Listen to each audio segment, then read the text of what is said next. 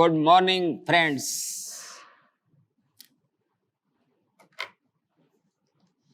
दोस्तों, आज की वीडियो एकदम से डिफरेंट होने वाली है।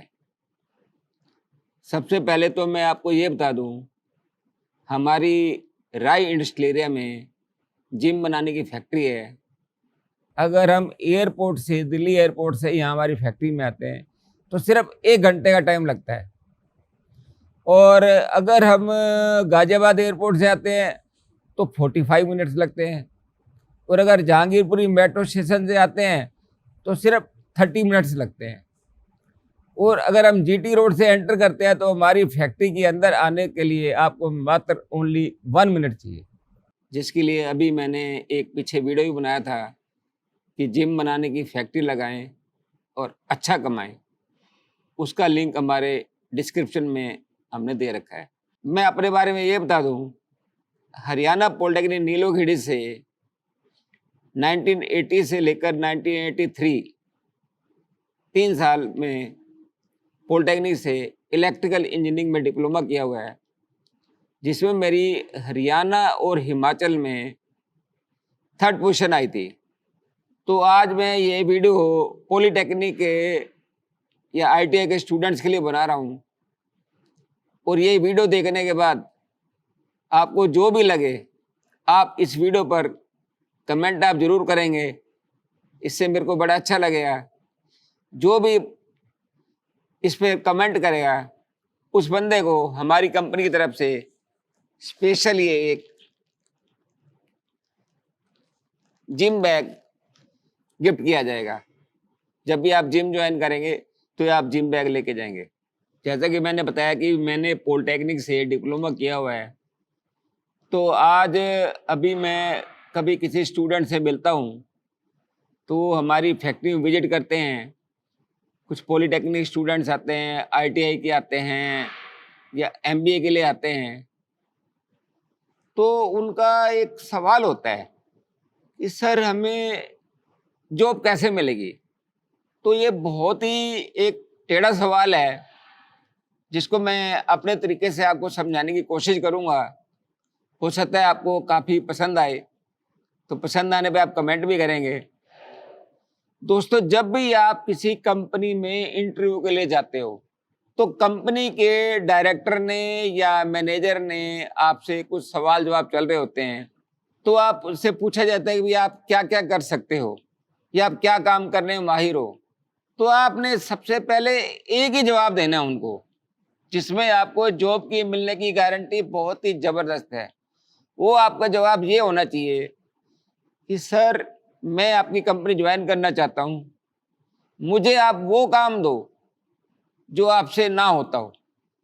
जो काम आप कर रहे हो, आपका स्टाफ कर रहा है, आप करने में सक्षम हो, आपको कोई दिक्कत नहीं आ रही है, मेरा उस काम में कोई इंटरेस्ट नहीं है, वो आप कराते रहो। जो काम आपसे नहीं हो रहा और जो काम कराने में आपको दिक्कत आ रही है, जिसमें आपको चैलेंज आ रहा है, सिर्फ वही काम मेरे को दो। जब आप मेरे को बताओगे तो मैं अपने सामने एक डायरी लेके आपका जो काम है पहले उसको नोट करूंगा, डेट और आपका काम और उसकी डिटेल्स। और वो काम जब तक पूरा नहीं होगा, वो काम मेरी डायरी से खत्म ही नहीं होगा। और उस काम को मैं ऐसे करूंगा जैसे कि मिसाइल की तरह। मिसाइल को अगर आपने एक काम बता दिया और आपने टारगेट दे के आप छोड़ दो और आप उसको भूल जाओ, आप मिसाइल उसको टारगेट को हिट करने के बाद ही दम लेगी। तो ऐसे ही मुझे कोई अगर आपने कोई काम बता दिया कि ये काम मेरे को करना है, तो पहले तो मैं उसको नोट करूंगा, फिर उस काम को बिल्कुल उसके पीछे मिसाइल की तरह लग जाऊंगा, और वो सारा काम खत्म होने के बाद मैं आपको रिपोर्ट करूंगा, सर ये काम तो हो गया खत्म, अब इसके बाद अगला काम बताओ। जितने भी मुश्किल काम हैं आपके, वो मैं सारे के सारे काम 1 बाई 1 सारे के सारे डायरी पे उसी टाइम नोट कर लूंगा आपके।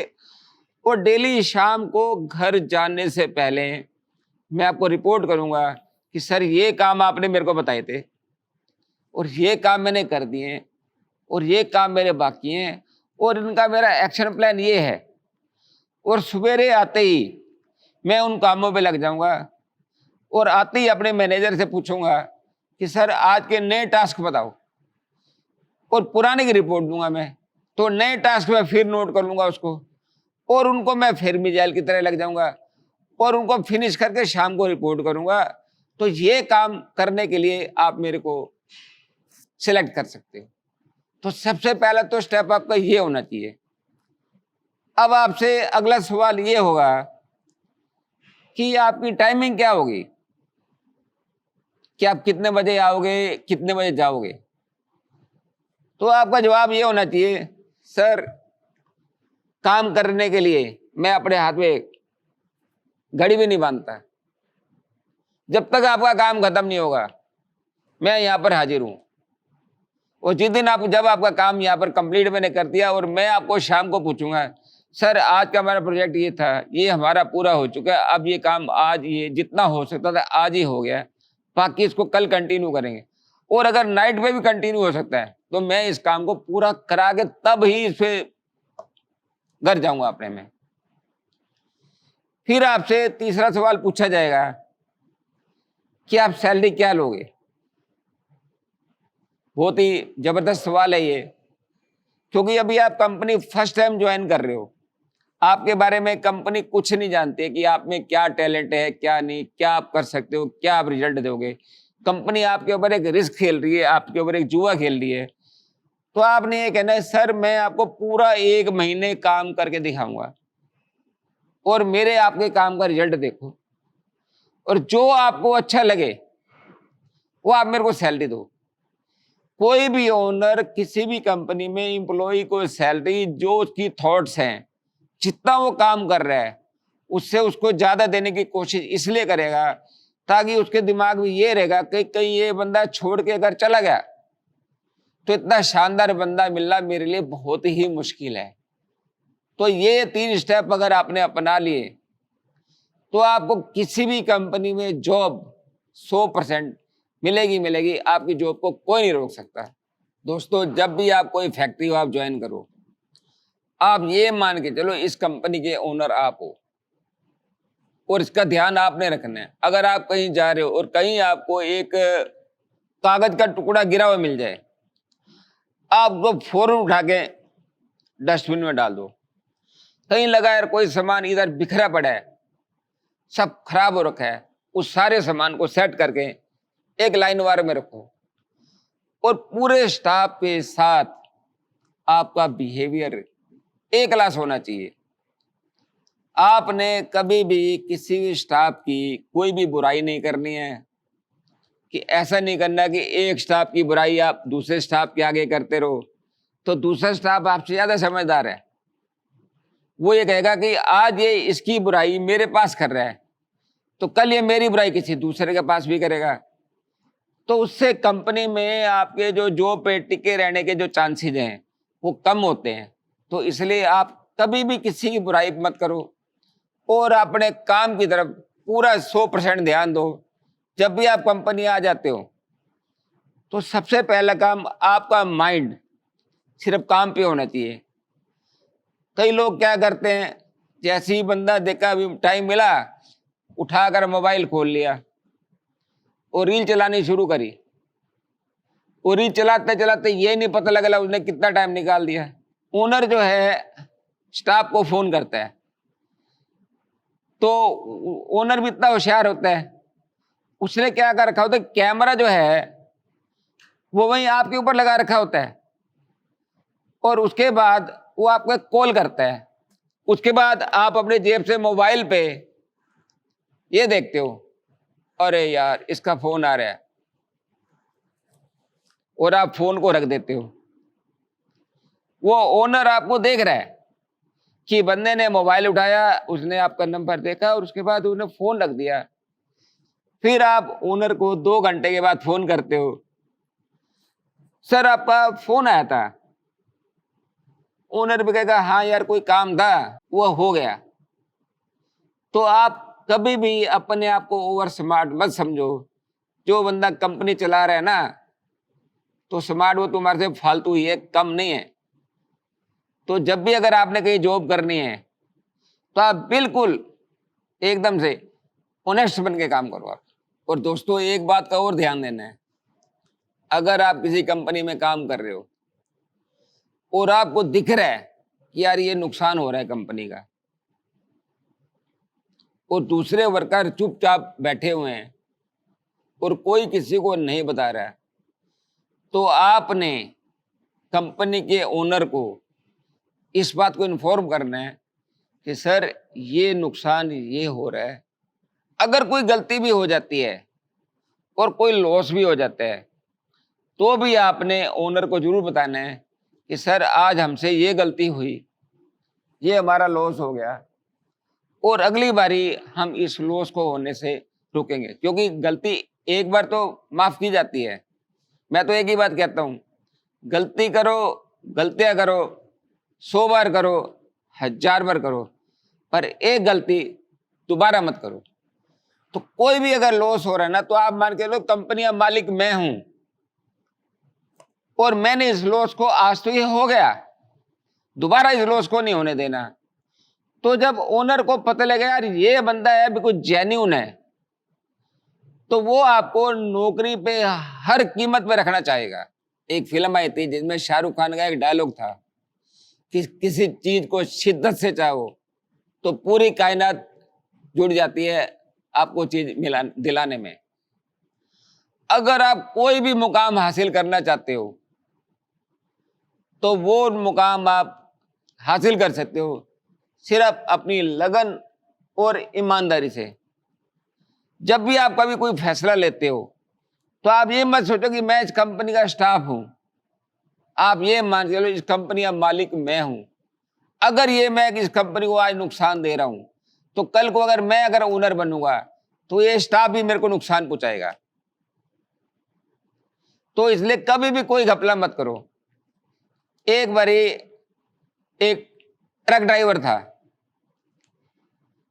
तो मालिक ने ट्रक उसको दिला रखा था।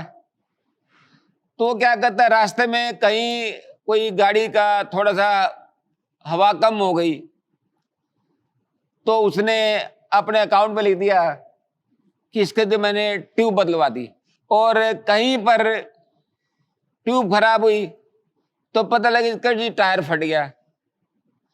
कोई खर्चा तो है, कहीं चालान हो गया 200 रुपए का तो बता दिए मेरे 2000 रुपये खर्च हो गए। पेट्रोल डलवाया 500 का और पर्ची बनवा ली 1000 रुपए की। और रास्ते में कहीं कोई सवारी मिली, कहीं से कोई कुछ भी सामान लोड कर लिया, वो सारे के सारे पैसे आप अपनी जेब में। तो आप सारी जिंदगी ट्रक ड्राइवर ही रहोगे।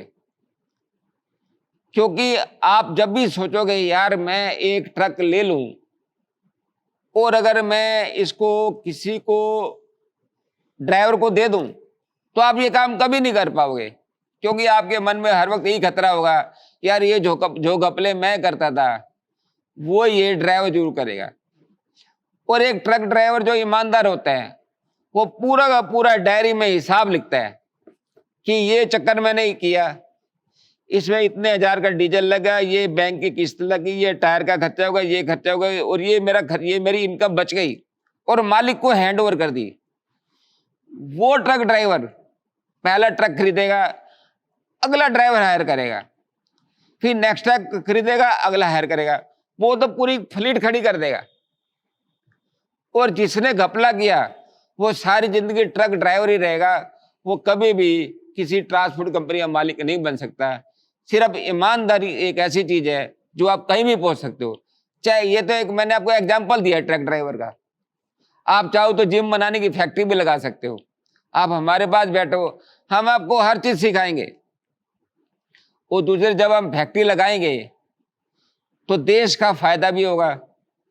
और जो हमारे यूथ जो पॉलिटेक्निक के ये आईटेक के स्टूडेंट्स आते हैं, इनके साथ कभी कभी प्रॉब्लम ये होती है, ये अटक जाते हैं, यार ये तो 2 लाख का पैकेज दे रहे हैं, मैंने तुझको ज्वाइनिंग, मैं तुझके इंटरव्यू भी नहीं जाना, मैंने यहाँ पर बैठना ही नहीं है। तो सबसे पहले जो फर्स्ट जो जॉब है आपकी वो आपने ज्वाइन करनी ही करनी है। ना आपने उसमें टाइम देखना है, ना आपने उसमें पैसा देखना है, आपने पहले 1 महीना आपने एक्सपीरियंस लेना है और 1 महीने के बाद ही आपका रिजल्ट आएगा। और कोई स्टूडेंट कहते हैं कि भाई हमारी सैलरी कैसे बढ़ेगी। सैलरी बढ़वाना बहुत ही आसान काम है कि आप सैलरी कभी भी बढ़वा सकते हो आप। तो कोई स्टूडेंट पूछता है कि सैलरी कैसे बढ़ेगी। जब आपने 1 महीने काम कर लिया, मान लो आपकी सैलरी है 15,000 रुपये, तो आपने बॉस को बोल दिया कि सर अगले महीने मेरे को सैलरी मेरी 20,000 की कर दो, तो आपका प्लान बी भी तैयार होना चाहिए। प्लान बी क्या होता है कि जब आप एक कंपनी में जॉब कर रहे हो, आप दूसरी कंपनी में आप इंटरव्यू के लिए आप एप्लीकेशन दे दो। आप जिस दिन इस कंपनी में छुट्टी हो, नेक्स्ट कंपनी में जाओ, आप अपना इंटरव्यू दे के आ जाओ।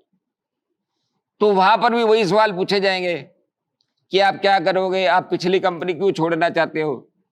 तो आप ये बोले जी मेरी पिछली कंपनी में सैलरी है 15,000 रुपये और मैं चाहता हूं कि मेरी सैलरी कुछ ज्यादा हो जाए, और दूसरे मैंने वो काम तो सीख लिया, अब मैं आपकी कंपनी में आके और ज्यादा बेटर सीख पाऊंगा।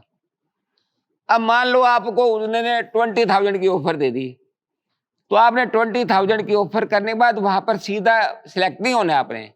आपने उनको बोलना है सर मेरे को 3 दिन का टाइम दे दो, मैं आपको 3 दिन के बाद जवाब दूंगा। फिर पुरानी कंपनी में आकर बोलो कि सर आप मेरे को दे रहे हो 15,000 रुपये, वहां मेरे पास ऑफर आ गई 20,000 रुपये की, अगर आप मेरे को 20,000 रुपये देते हो तो मैं यहाँ पर रुकने के लिए तैयार हूं, मुझे कोई दिक्कत नहीं है। और अगर आपका कोई काम रुक भी जाए तो भी मेरे को बता देना, मैं आपका काम करके जाऊंगा। और वो मेरे को 20,000 दे रहे, अब आप मेरे को गाइड करो कि क्या मैं वहां पर जाऊं या आप मेरे को 20,000 दे रहे हो। अगर वो कहे कि आप यहाँ रुक जाओ तो सर 20,000 का तो आपकी सैलरी बढ़ेगी। कई बार कंपनी को ये लगता है यार ये 15,000 रुपये को सैलरी दे रहे हैं, ये 15,000 में भी ज्यादा है। वो कहेगा जी ठीक है सर, अगर आपको कोई 20,000 में सैलरी मिली तो आप जाओ। तो इसलिए जब भी आप कंपनी शिफ्ट करो तो प्लान भी आपका सॉलिड होना चाहिए। वहां तो आपकी जॉब लगे नहीं और आप 15,000 की जॉब छोड़ के घर बैठ जाओ, तो ये गलती मत करना। तो प्लान भी आपका सॉलिड होना चाहिए, तो इस तरीके से आपकी सैलरी भी बढ़ सकती है। आज 20,000 है, कल को 25 होगी, 30 होगी। आप interview day by day daily interview देते रहो आप, और जहां भी सैलरी ज्यादा मिलती है आप पिछले बॉस को बोल दो कि ये सैलरी मेरे को मिल रही है। कभी कभी ये जो पुराना स्टाफ है ना, नए स्टाफ के ऊपर उनको बलि का बकरा बढ़ा देता है और वो बलि के बकरे बन जाते हैं, तो उसको चढ़ा देते हैं। अरे यार तेरी तो सैलरी 30,000 रुपये, तू पागल है, तेरे को तो 40,000 रुपये मिल जाएंगे, तेरे को तो 50,000 रुपये मिल जाएंगे। तो वो बंदा भी हवा में आ जाता है, प्लान भी तो तैयार होता नहीं उसके पास कि मैं यहाँ पर ये मेरे को 40,000 की कह रहा है, ये मेरे को 50,000 की कह रहा है। वो प्लान भी रेडी है नहीं, और वो कंपनी में आके खड़ा हो जाता है और वो क्विट करके चला जाता है। वो फिर बाहर जाके देखता है तो वहां देखता है यार ये तो तेरे को वहां पर 30,000 रुपये मिल रहे थे, वो तो 30,000 तो ठीक मिल रहे थे, या तो 30 भी मिलना मुश्किल हो रहे हैं। तो इसलिए कोई भी स्टाफ अगर आपको बहकाने की कोशिश करता है तो आप उससे भी पूरी तरह से सावधान रहें और अपने बारे में फैसला खुद लें कि आपका रिमोट आपके हाथ में होना चाहिए, ना कि किसी वर्कर के हाथ में। उसने कुछ कहा और आपने मान लिया और कंपनी क्विट कर दी। दोस्तों ये गलती कभी मत करना आप। इसलिए तो कहते हैं ना कि अगला कदम तब उठाओ जब आपका पैर जमीन पे टिक चुका हो। आपका वो कदम तो टिका नहीं और आपने ये उठा लिया तो आप गिरोगे। जब तक प्लान भी सॉलिड ना हो, कभी भी पुरानी कंपनी को आप कभी भी नौकरी मत छोड़ो, वरना आपको बहुत भारी नुकसान होगा। दोस्तों जब आप सैलरी बढ़ाने के चक्कर में जब आप कंपनी की नौकरी छोड़ें तो आपको ये कॉन्फिडेंस जरूर होना चाहिए कि लास्ट कंपनी का ओनर, उनके मैनेजर, उनका स्टाफ आपको जरूर बुलाए। आप अपनी वैल्यू एक नमक की तरह बना के रखो। अगर आप खाना बनाते हो ना तो जो नमक होता तो इतना सही है, लेकिन उसकी वैल्यू कितनी होती है। अगर आप खाने में नमक नहीं डालते हो तो खाने का टेस्ट कितना खराब हो जाता है।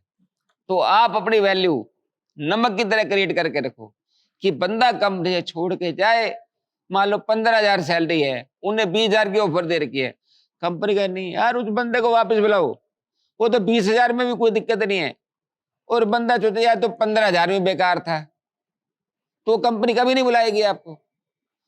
तो हमेशा कंपनी के ओनर के साथ, कंपनी के मैनेजर के साथ, कंपनी के स्टाफ के साथ और कंपनी के कस्टमर के साथ आपका बिहेवियर बहुत ही लाजवाब होना चाहिए। आपको कंपनी का A to Z जो भी प्रोसीजर है, जो काम है, वो सारे के सारे आपको आने चाहिए, और इसके अलावा आप वो सारे काम औरों से करवाने में मास्टर होने चाहिए। आप खुद तो कर सकते हो, आप अपने साथ एक टीम क्रिएट करो और वो टीम सारे काम करके दे दे आपको, तब जाके उस कंपनी में से कोई आपको हिला ही नहीं सकता। और वो बंदे ढूंढ रहे होंगे नहीं यार ये बंदा कंपनी में आना चाहिए, चाहे इसके देने पड़े 5 लाख रुपए महीने के, वो कंपनी 5 लाख में भी हायर करेगी आपको। दोस्तों, ये वीडियो बनाने के पीछे मेरे 3 पर्पस थे। पर्पस नंबर 1 कि जो मेरे भाई पॉलिटेक्निक के स्टूडेंट्स अभी जस्ट पास आउट हुए हैं और जॉब की तलाश कर रहे हैं, तो शायद ये वीडियो उनको काफ़ी हेल्प करेगी। चाहे वो पॉलिटेक्निक का स्टूडेंट है, चाहे वो ITI का है, चाहे वो MBA का स्टूडेंट है, तो उसको जॉब मिलने में काफ़ी आसानी होगी। और दूसरा इस वीडियो को बनाने का पर्पज़ मेरा ये था, क्योंकि हमारी जिम बनाने की फैक्ट्री है, तो पूरे इंडिया में हमारे जिम भी जाते हैं। तो मैं सारे स्टूडेंट से रिक्वेस्ट करूँगा कि आस-पास जो भी जिम है, कोई भी वो आप जिम को ज्वाइन करें आप, और आप कोशिश करें कि अगर उसके अंदर चैंपियन जिम, प्रोजोफिट की मशीनें हैं तो बहुत ही अच्छी बात है। और अगर वहाँ पर वो मशीनें नहीं मिलती हैं, तो आप ट्रेनर को या जिम के ओनर को कह सकते हैं कि एक बारी आप चैंपियन जिम, प्रोजोफिट की काइजन सीरीज भी ट्राई करो। जो काइजन सीरीज के प्रोडक्ट्स हैं बहुत ही लाजवाब हैं और वैल्यू फॉर मनी है। और थर्ड मेरा पर्पस ये था कि हमारे देश का जो यूथ वो मेहनती बने और हर चीज़ को सीखे, चाहे वो अपनी फैक्ट्री लगाए, चाहे वो जॉब करे। अगर वो जॉब करेगा तो किसी भी कंपनी में जॉब कर रहा है तो उस कंपनी की तरक्की कराएगा। जब उसकी कंपनी की तरक्की होगी तो उसकी खुद ब खुद तरक्की होगी। जब वो खुद इतना ट्रेंड हो जाएगा तो वो अपनी फैक्ट्री भी लगा सकता है। अगर वो अपनी फैक्ट्री लगाएगा तो हम चाइना को टक्कर देने में कामयाब होंगे, क्योंकि चाइना आज की डेट में पूरे वर्ल्ड में नंबर 1 बना हुआ है सिर्फ इंडस्ट्री हब की वजह से। तो जो हमारी आज का यूथ है, जो हमारी जनरेशन है, वो इन सारी चीज़ों को सीखे और आगे बढ़े। ये मेरे अपने खुद के विचार हैं। हो सकता है कि मेरे विचारों से आप सहमत हो या नहीं हो। अगर आपको अच्छे लगते हैं तो आप कमेंट करें। अगर मुझसे कोई गलती हुई हो तो सॉरी फॉर दैट। इन्हीं शब्दों के साथ मैं अपनी वीडियो को समाप्त करता हूँ। Thank you very much. See you again very soon. Thank you.